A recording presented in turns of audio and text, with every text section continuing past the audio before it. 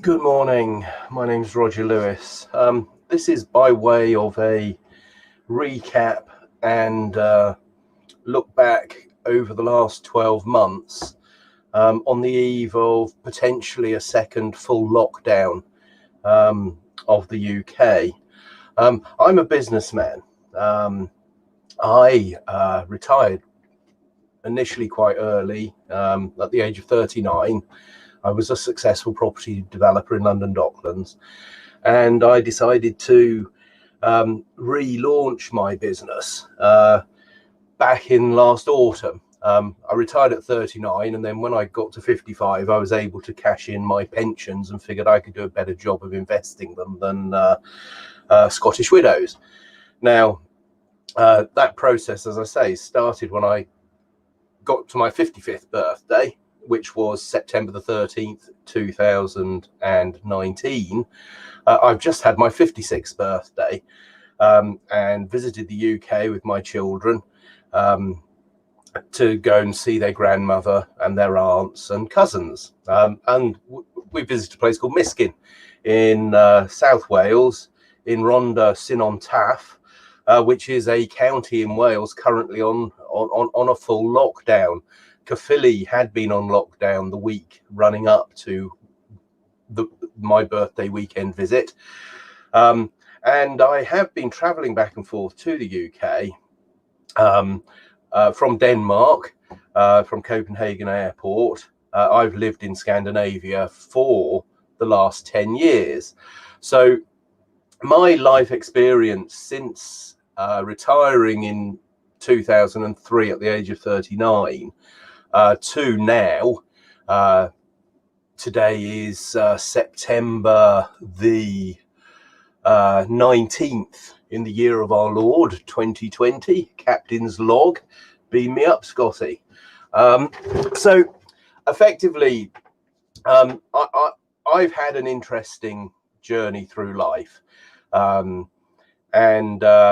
I guess, when you get to 56, that's the other half of, the other side of 55. So, soon it's pushing 60. I'm longing for the day I can get to sort of, in my 80s and say, well, I'm 81, I'm quite looking forward to that. In common with J.D. Rockefeller, I fully intend to live to the ripe old age of 100.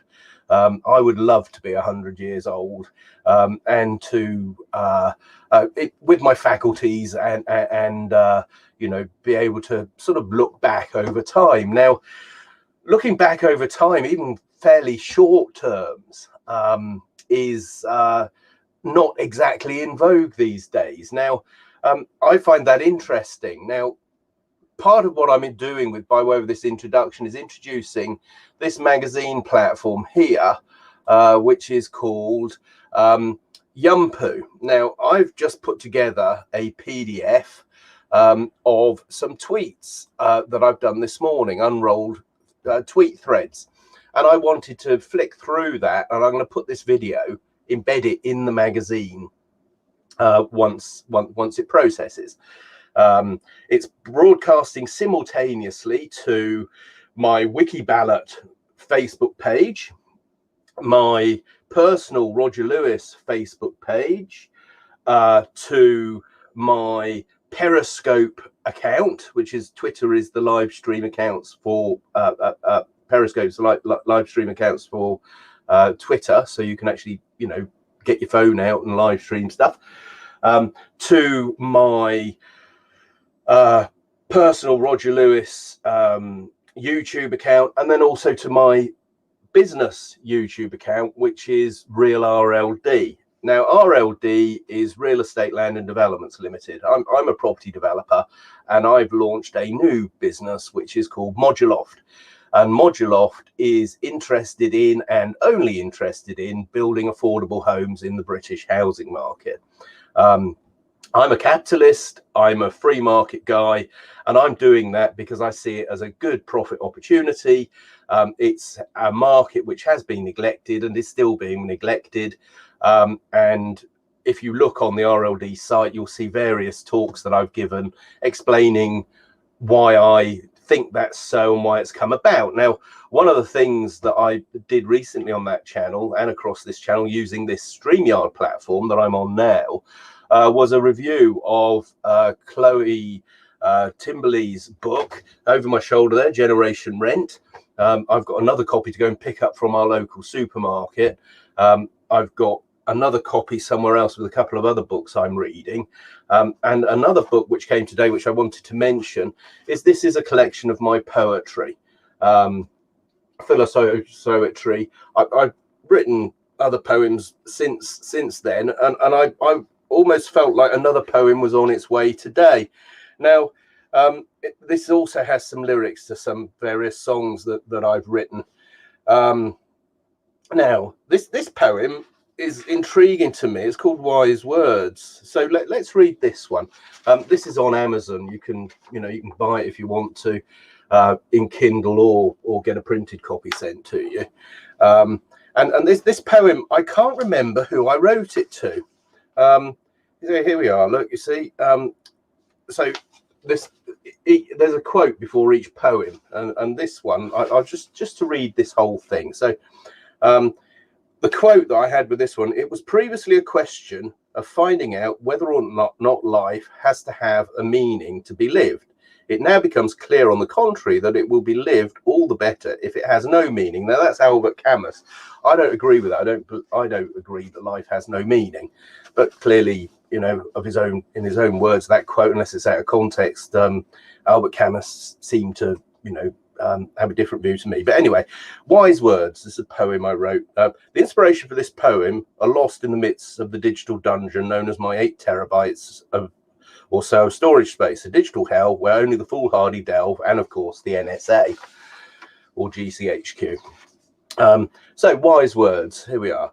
Wise words of strangers, wonder how your life began, in a hotel in the city or an island in the sun. One well-chosen comment, mentoring the young father and a mother, that's where your life began. Children are joy and satisfaction, a source of love that's true. The future's yours, my child, but as parents, we can't know. Home to Long Island, to their kith and kin, those casual words they echo, to a family man that sinned. Wise words of strangers will surely let us know that others care as parents weep and troubles we all share. Wisdom speaks with honesty, distance shrinks as time, and sweetest child we listen to, the wise words that we hear. So there,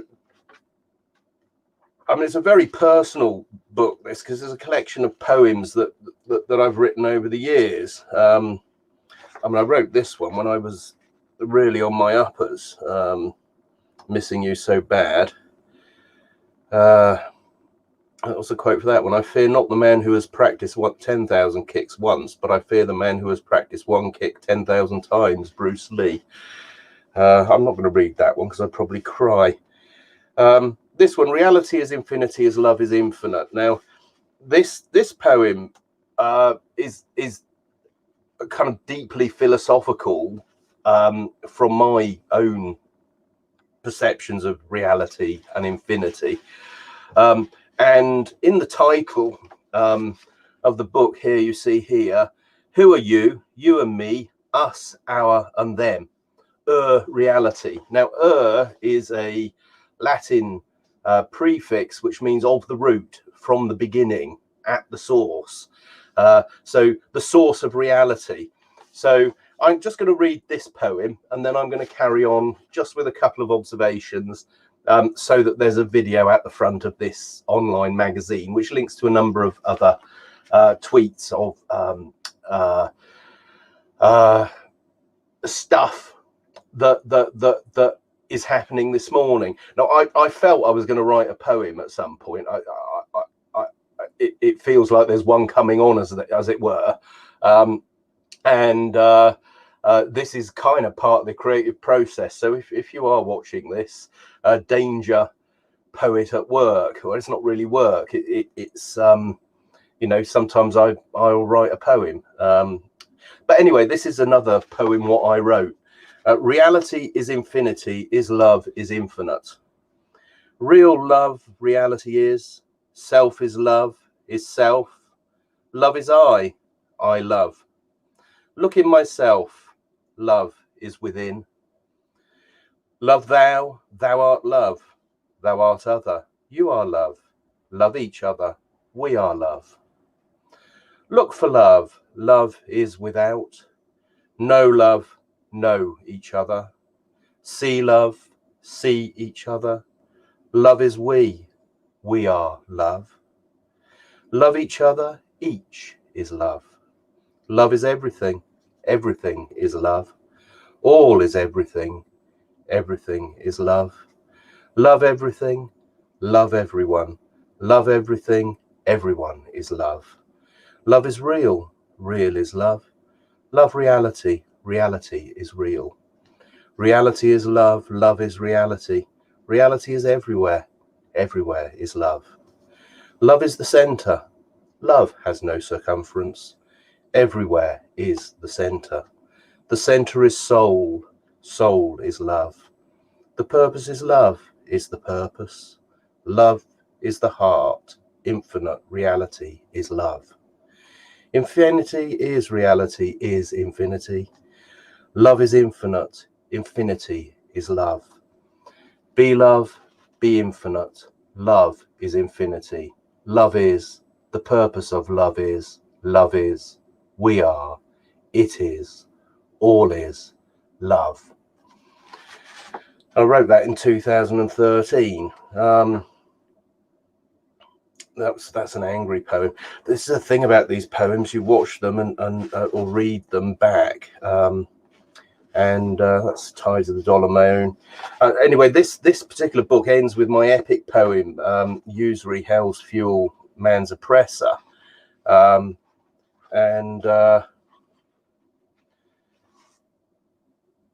I didn't do a little quote before that one. Reality bites. Hecuba's Scream. It's a song, a poem that I wrote about a friend, Ken, who sadly took his own life.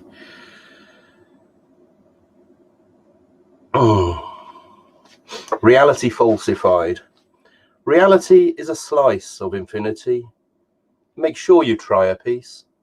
Plenty to go around. Add seasoning to taste. Incompleteness, uncertainty, falsifiability, theoretically abstract constructs.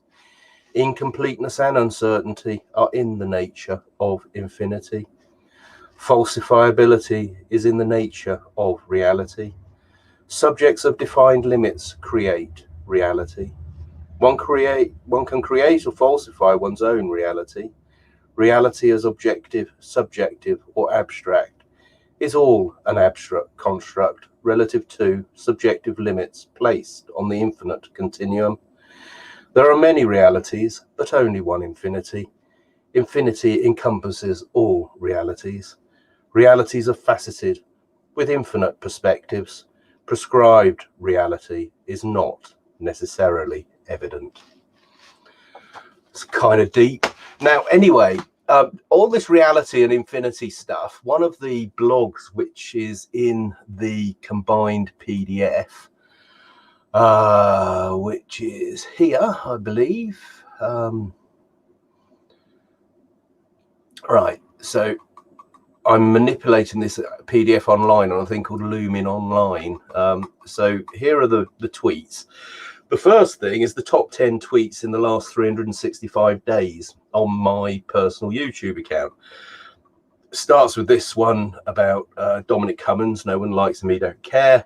This one about President Trump and the Greater Israel plan. And this one is about thorium, and it's the lost face of nuclear. It's a French documentary, animated documentary, which I made available with English subtitles. The actual dubbed English version is nowhere to be seen. Neil Peart, Yoda of drums. This is the episode, one of the Lost Hancock episodes. Prime Minister Hancock's very funny. I put a slideshow on it. This is Dr. Judith Wood and her directed energy weapon theory regarding the collapse of the World Trade Center in the 9/11 tragedy, terrorist attack,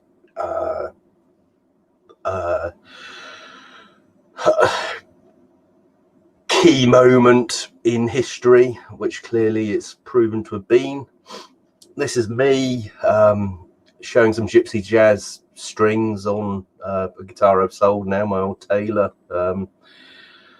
Again, this is me doing a lesson on how to play Blackwater Side by Bert Jansch on an old guitar which I no longer own as well. That's Gibson L00.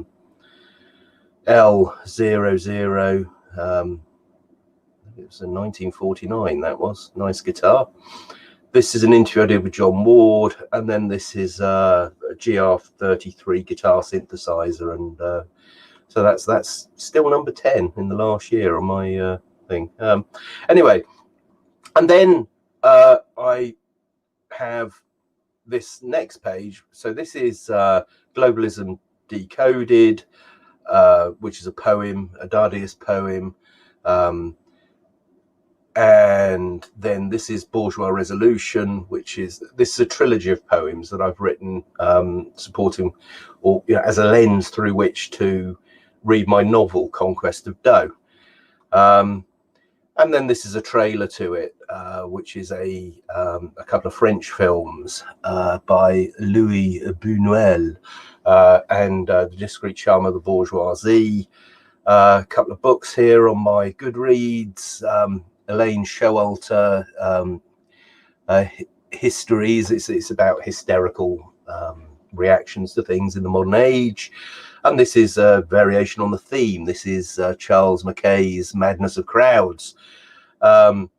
This is a compilation video of the work of Andrew Niccol, who was a writer on The Truman Show and made great films like In Time and a few others, which are all in there. S1MONE, which is about artificial intelligence, which is actually used as the introduction to the Donald Trump video in at number 2. This is the first reading I did of my poem, Tides of the Dollar Moon. This is a reading I did of Auden's poem, A Summer Night to Geoffrey Hoyland, which I did at the beginning of the first lockdown, with this really spooky image, which was on the BBC, of 2 children watching Boris Johnson. This is a satirical viewing I made Wuhan and his dog. I'm skeptical about the reaction to the COVID-19 flu virus, and question scientifically a number of the palliatives being recommended by the so-called experts who are in government, and in my view are deeply discredited. They were wrong about the first predictions they made. Why are they right now? I don't believe they are. For information about the very bad record of exports in predicting the future. Predictions are very difficult, especially about the future. You need to look at the work of one Tetlock, and he's written various books about experts, and particularly economic experts. But I mean, it's like expert witnesses in court. He who pays the piper, almost. Scientific objectivity. If you want to read about scientific objectivity in the present academy, then Dr. Bruce Charlton's your man. Have a read of Bruce Charlton. You'll find him extensively on the web. And then this is a lyric video of I Am the Virus by Killing Joke, which is given a trailer from one Boris de Peffel Johnson and his party trick, which is reciting the first few stanzas of the Iliad. Great party trick and all the rest of it. But for me, Boris Johnson is proving to be a pseudo intellectual, a pseudo prime minister, a pseudo conservative, a man that doesn't stand up for the liberty of his fellow subjects of Her Majesty the Queen, a prime minister who was given a mandate by the people, which he has roundly turned around on the great British people, and has effectively surrendered from one tyranny, i.e. the EU tyranny, to a greater tyranny, the tyranny of the UN and the tyranny of the World Health Organization, and what Mr. Johnson, Prime Minister Johnson, happily refers to as the rules-based international order. And what that basically means is one rule for them and another for us. And Mr. Johnson, I say to you now, you must respect the Red Wall. You must stand up for the British people and stand against these lockdowns, this deprivation of people's livelihoods and their business interests on the altar of your bankrupt neoliberal ideology. No conservative you, Mr. Johnson. No liberty in the heart, a black heart of a rules-based international order committed to war, genocide, and invasions on other nations, and failing to respect the democratic mandates of other people in other governments that you happen to disagree with ideologically. I must say that, Mr. Johnson, you've been a huge disappointment. We've given you the benefit of doubt up till now, but you really are drinking up the last chance saloon. Now, other people that may see this, Mr. Keir Starmer, I'm thinking of you, you are no better.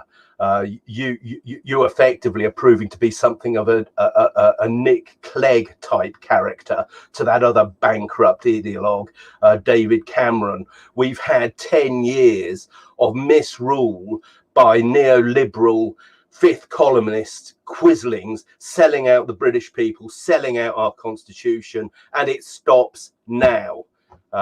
So that's what this is about. I am actually really quite angry. I'm very, very worried about this second lockdown. Rishi Sunak has made quite plain that the wealth generation capacity of our country is massively undermined when you have Stalinist command and control or fascist command and control type political economy being implemented by a so-called conservative prime minister, and it really is not good enough. Let's delve in a bit more into these matters, and let's give ourselves some of the tools to argue with the Etonian spiv that is Mr. Boris Johnson, who is effectively proving to be something of a rake. Now, let's just I'll collect myself. Rant over. I'll put my soapbox away and try and get back to right reason. So that's Nichols' film, there's that poem, and then those two things there. Now, in terms of our final slide here, I wanted to just bring to attention this slide here. Now, it's from someone called Jana Maid on Twitter. And what it's referring to is UN Agenda 21 and Agenda 2030 and various mission goals, which are actually in the documents. That this stuff is actually true. Now, what construction one puts on it and how one reacts to these policy goals. Okay, so if we look at this in terms of policy goals and deal with it with our democratic right to free speech and to challenge some of the underlying assumptions that go along with some of these policy goals, which are mandated by the United Nations and which are in part or in full being followed by people like our Prime Minister, Mr. Boris Johnson. So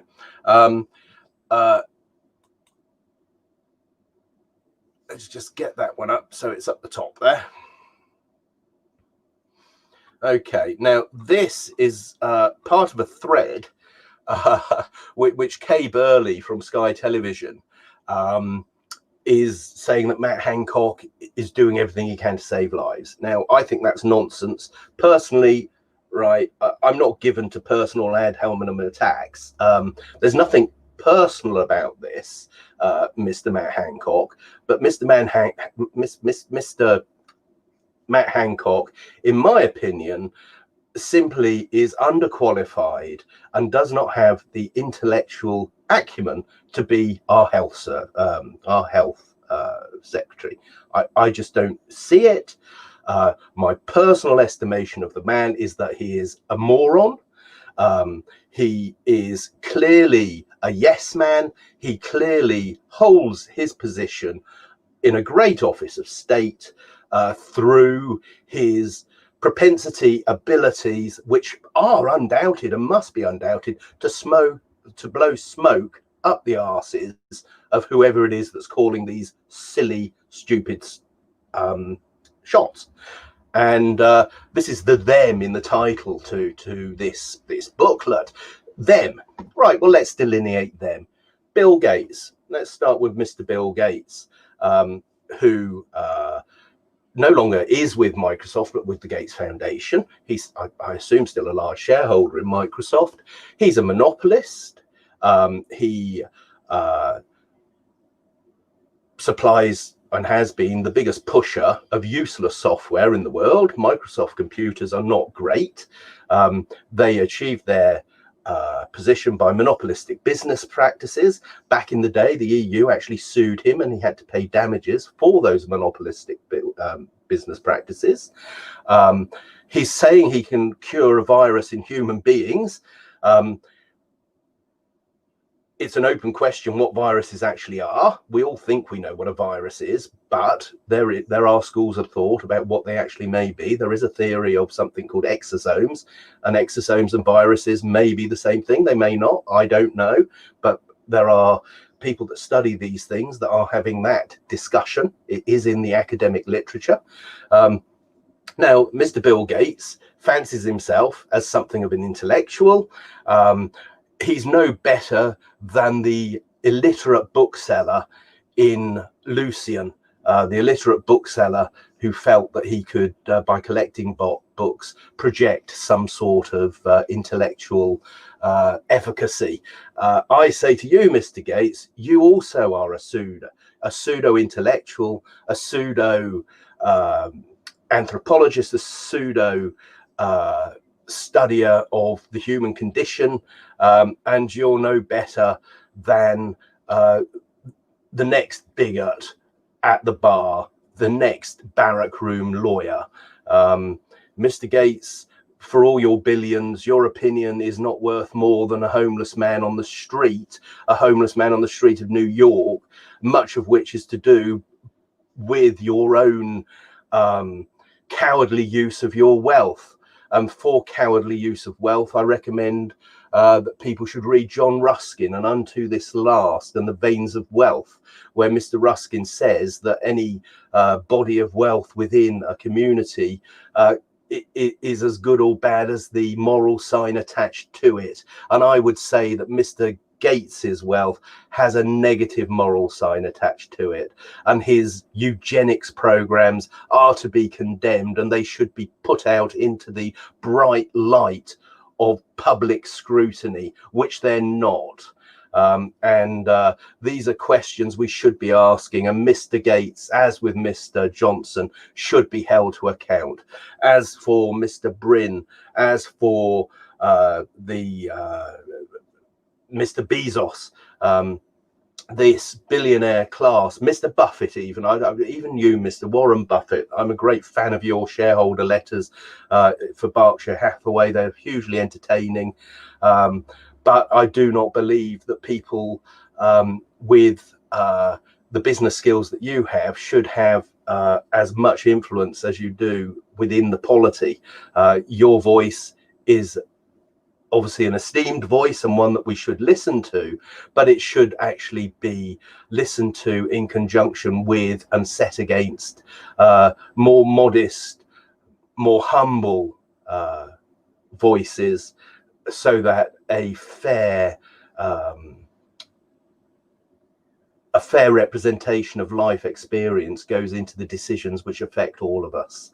And it's one person, one vote in democracy, not $1, one vote. And you would mark well that as a piece of advice. And looking back at history, the rise and fall of many empires, including the Roman Empire, which all end with the corruption of the currency, etc. We're going through here not so much an epidemic of flu, but an epidemic of the corruption of the currencies of the world, of the skin in the game, of all the hard work and resources that build the wealth in our economies. And that wealth is not built by billionaires and corporations. It's built by small to medium enterprises and enterprising, hardworking people and families, people that work in the bedrock of our economy, which is the small to medium enterprises.